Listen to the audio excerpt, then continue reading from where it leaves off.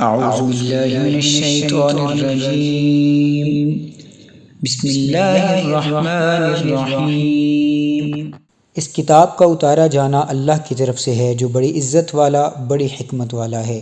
بے شک ہم نے آپ کی طرف یہ کتاب حق کے ساتھ نازل کی ہے، تو آپ اللہ کی عبادت اس کے لیے طاعت و بندگی کو خالص رکھتے ہوئے کیا کریں۔ لوگوں سے کہہ دیں، سن لو، طاعت و بندگی خالصتاً اللہ ہی کے لیے ہے، اور جن کفار نے اللہ کے سوا بتوں کو دوست بنا رکھا ہے، وہ اپنی بت پرستی کے جھوٹے جواز کے لیے یہ کہتے ہیں کہ ہم ان کی پرستش صرف اس لیے کرتے ہیں کہ وہ ہمیں اللہ کا مقرب بنا دیں۔ بے شک اللہ ان کے درمیان اس چیز کا فیصلہ فرما دے گا جس میں وہ اختلاف کرتے ہیں۔ یقیناً اللہ اس شخص کو ہدایت نہیں فرماتا جو جھوٹا ہے، بڑا ناشکر گزار ہے۔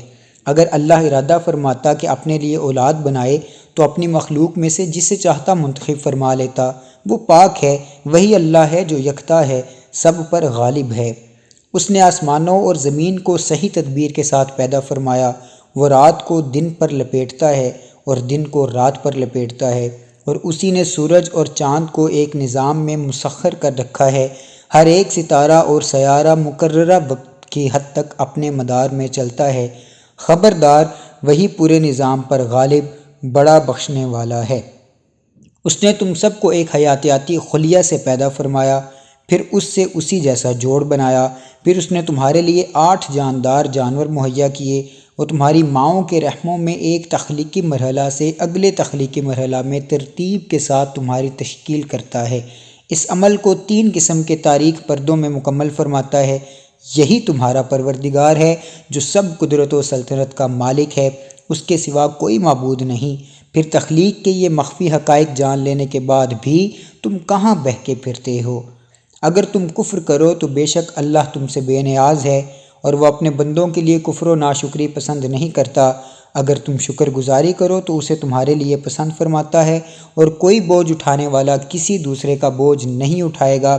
پھر تمہیں اپنے رب کی طرف لوٹنا ہے، پھر وہ تمہیں ان کاموں سے خبردار کر دے گا جو تم کرتے رہے تھے۔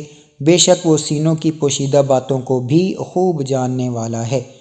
اور جب انسان کو کوئی تکلیف پہنچتی ہے تو وہ اپنے رب کو اسی کی طرف رجوع کرتے ہوئے پکارتا ہے۔ پھر جب اللہ اسے اپنی جانب سے کوئی نعمت بخش دیتا ہے تو وہ اس تکلیف کو بھول جاتا ہے جس کے لیے وہ پہلے دعا کیا کرتا تھا، اور پھر اللہ کے لیے بتوں کو شریک ٹھہرانے لگتا ہے تاکہ دوسرے لوگوں کو بھی اس کی راہ سے بھٹکا دے۔ فرما دیجئے، اے کافر، تو اپنے کفر کے ساتھ تھوڑا سا ظاہری فائدہ اٹھا لے، تو بے شک دوزخیوں میں سے ہے۔ بھلا یہ مشرک بہتر ہے یا وہ مومن جو رات کی گھڑیوں میں سجود اور قیام کی حالت میں عبادت کرنے والا ہے، آخرت سے ڈرتا رہتا ہے اور اپنے رب کی رحمت کی امید رکھتا ہے۔ فرما دیجئے، کیا جو لوگ علم رکھتے ہیں اور جو لوگ علم نہیں رکھتے سب برابر ہو سکتے ہیں؟ بس نصیحت تو عقل مند لوگ ہی قبول کرتے ہیں۔ محبوب، میری طرف سے فرما دیجئے، اے میرے بندو جو ایمان لائے ہو، اپنے رب کا تقوی اختیار کرو، اور ایسے ہی لوگوں کے لیے جو اس دنیا میں صاحبان احسان ہوئے بہترین صلہ ہے، اور اللہ کی سرزمین کشادہ ہے۔ بلا شبہ صبر کرنے والوں کو ان کا اجر بے حساب انداز سے پورا کیا جائے گا۔ فرما دیجئے، مجھے حکم دیا گیا ہے کہ میں اللہ کی عبادت، اپنی طاعت و بندگی کو اس کے لیے خالص رکھتے ہوئے سر انجام دوں، اور مجھے یہ بھی حکم دیا گیا تھا کہ میں اس کی مخلوقات میں سب سے پہلا مسلمان بنوں۔ فرما دیجئے، اگر میں اپنے رب کی نافرمانی کروں تو میں زبردست دن کے عذاب سے ڈرتا ہوں۔ فرما دیجئے، میں صرف اللہ کی عبادت کرتا ہوں، اپنے دین کو اسی کے لیے خالص رکھتے ہوئے، سو تم اللہ کے سوا جس کی چاہو پوجا کرو۔ فرما دیجئے، بے شک نقصان اٹھانے والے وہی لوگ ہیں جنہوں نے قیامت کے دن اپنی جانوں کو اور اپنے گھر والوں کو خسارہ میں ڈالا۔ یاد رکھو، یہی کھلا نقصان ہے۔ ان کے لیے ان کے اوپر بھی آگ کے بادل سائبان بنے ہوں گے، اور ان کے نیچے بھی آگ کے فرش ہوں گے۔ یہ وہ عذاب ہے جس سے اللہ اپنے بندوں کو ڈراتا ہے۔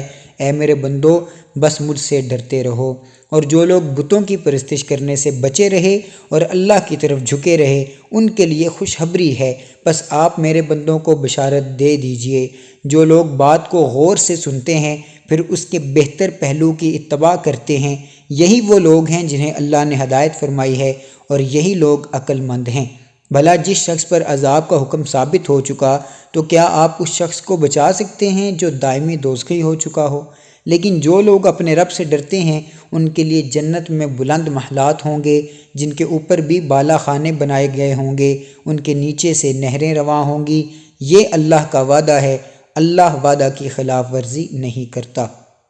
اے انسان، کیا تو نے نہیں دیکھا کہ اللہ نے آسمان سے پانی برسایا، پھر زمین میں اس کے چشمے رواں کیے، پھر اس کے ذریعے کھیتی پیدا کرتا ہے جس کے رنگ جدا گانا ہوتے ہیں، پھر وہ تیار ہو کر خشک ہو جاتی ہے، پھر پکنے کے بعد تو اسے زرد دیکھتا ہے، پھر وہ اسے چورا چورا کر دیتا ہے۔ بے شک اس میں عقل والوں کے لیے نصیحت ہے۔ بھلا اللہ نے جس شخص کا سینہ اسلام کے لیے کھول دیا ہو تو وہ اپنے رب کی طرف سے نور پر فائز ہو جاتا ہے، اس کے برعکس پس ان لوگوں کے لیے ہلاکت ہے جن کے دل اللہ کے ذکر کے فیض سے محروم ہو کر سخت ہو گئے، یہی لوگ کھلی گمراہی میں ہیں۔ اللہ ہی نے بہترین کلام نازل فرمایا ہے جو ایک کتاب ہے جس کی باتیں نظم اور معانی میں ایک دوسرے سے ملتی جلتی ہیں، جس کی آیتیں بار بار دہرائی گئی ہیں، جس سے ان لوگوں کے جسموں کے رونگٹے کھڑے ہو جاتے ہیں جو اپنے رب سے ڈرتے ہیں، پھر ان کی جلدیں اور دل نرم ہو جاتے ہیں اور رقت کے ساتھ اللہ کے ذکر کی طرف محو ہو جاتے ہیں۔ یہ اللہ کی ہدایت ہے، وہ جسے چاہتا ہے اس کے ذریعے رہنمائی فرماتا ہے، اور اللہ جسے گمراہ کر دیتا یعنی گمراہ چھوڑ دیتا ہے تو اس کے لیے کوئی ہادی نہیں ہوتا۔ بھلا وہ شخص جو قیامت کے دن آگ کے برے عذاب کو اپنے چہرے سے روک رہا ہوگا کیونکہ اس کے دونوں ہاتھ بندھے ہوں گے، اس کا کیا حال ہوگا؟ اور ایسے ظالموں سے کہا جائے گا ان بدعمالیوں کا مزہ چکھو جو تم انجام دیا کرتے تھے۔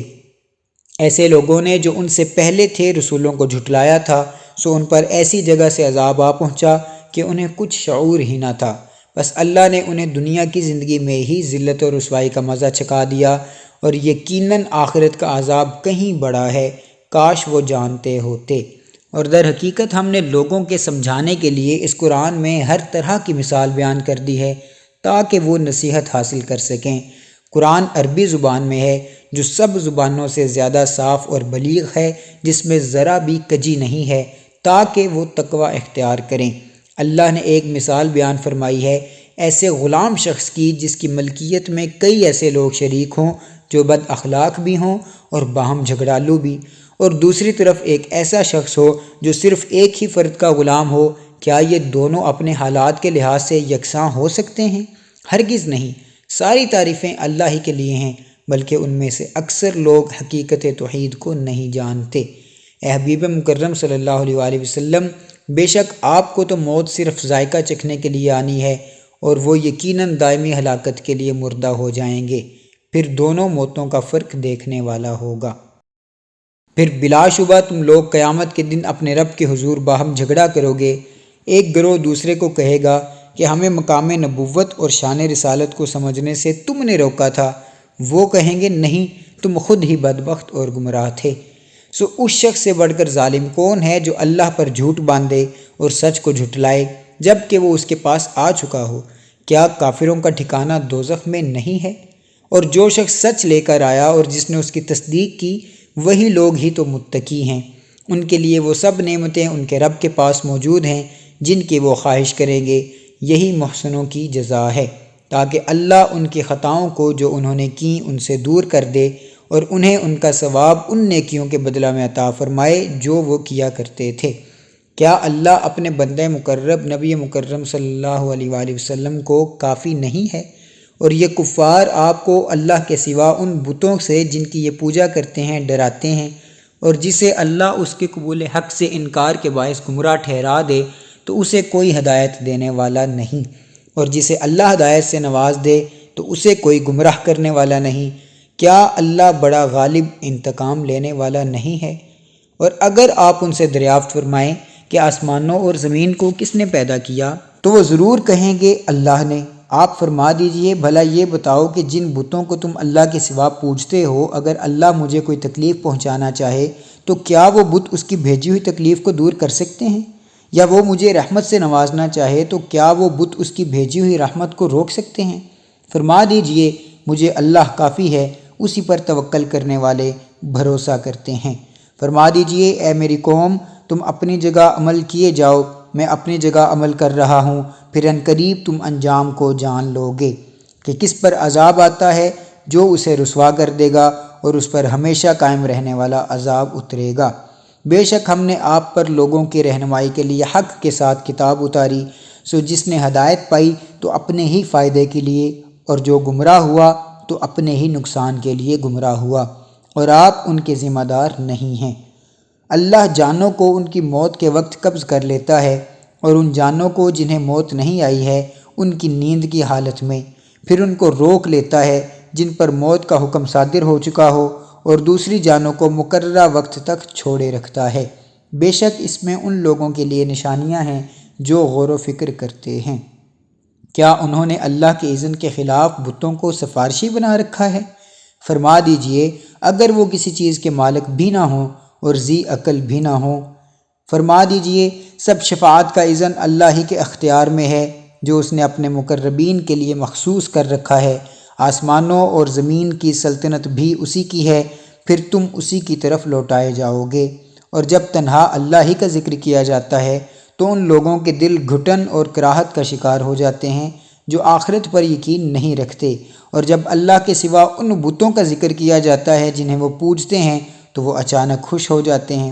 آپ عرض کیجئے اے اللہ، آسمانوں اور زمین کو عدم سے وجود میں لانے والے، غیب اور ظاہر کا علم رکھنے والے، تو ہی اپنے بندوں کے درمیان ان امور کا فیصلہ فرمائے گا جن میں وہ اختلاف کیا کرتے تھے۔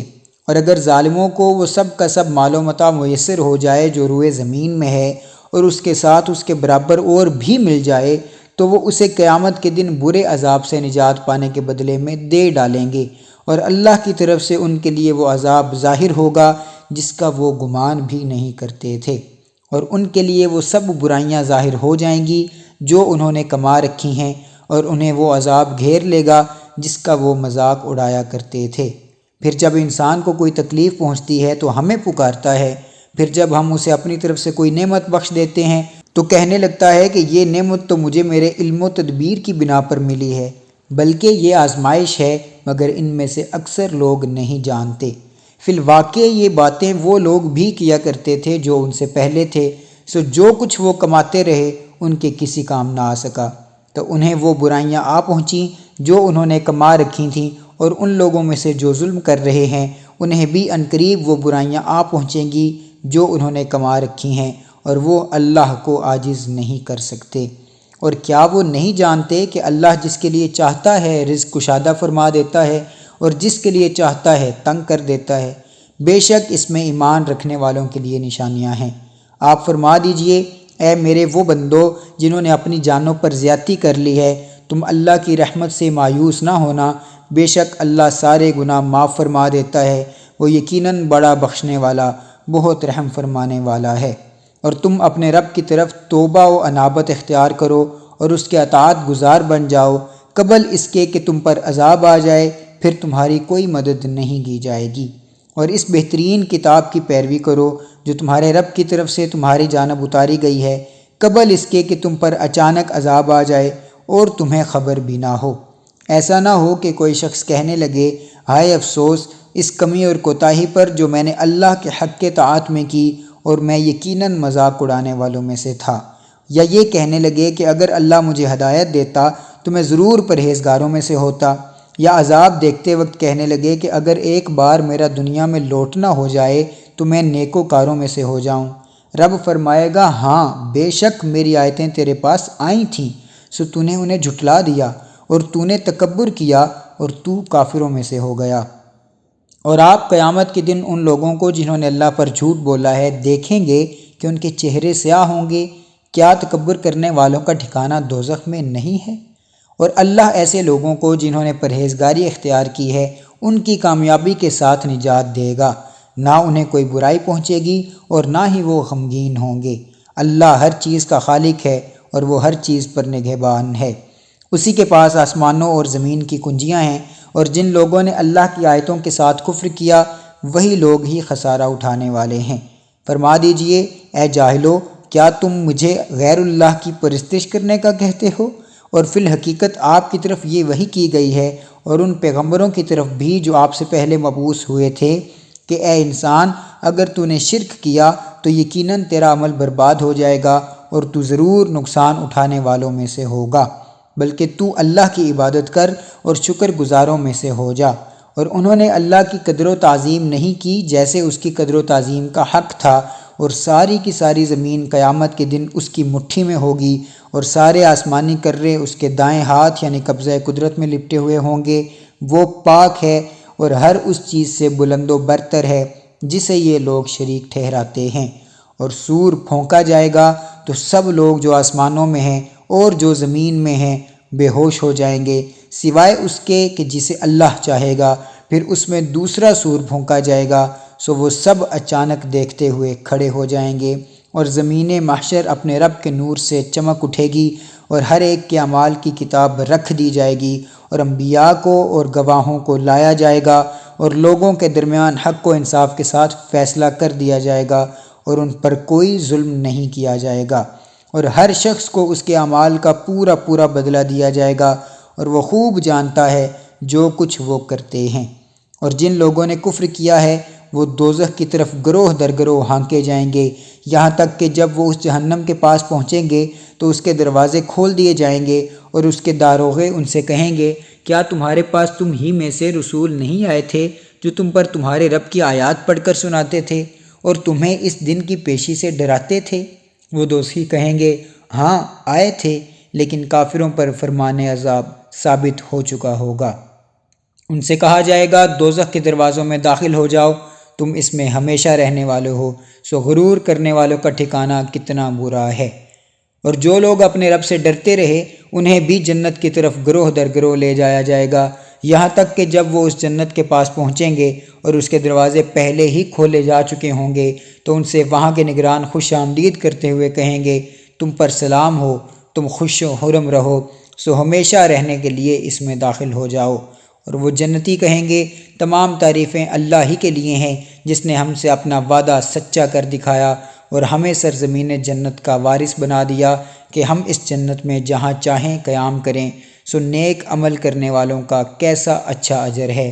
اور اے حبیب صلی اللہ علیہ وسلم، آپ فرشتوں کو عرش کے ارد گرد حلقہ باندھے ہوئے دیکھیں گے جو اپنے رب کی حمد کے ساتھ تسبیح کرتے ہوں گے، اور سب لوگوں کے درمیان حق و انصاف کے ساتھ فیصلہ کر دیا جائے گا، اور کہا جائے گا کہ کل حمد اللہ ہی کے لائق ہے جو تمام جہانوں کا پروردگار ہے۔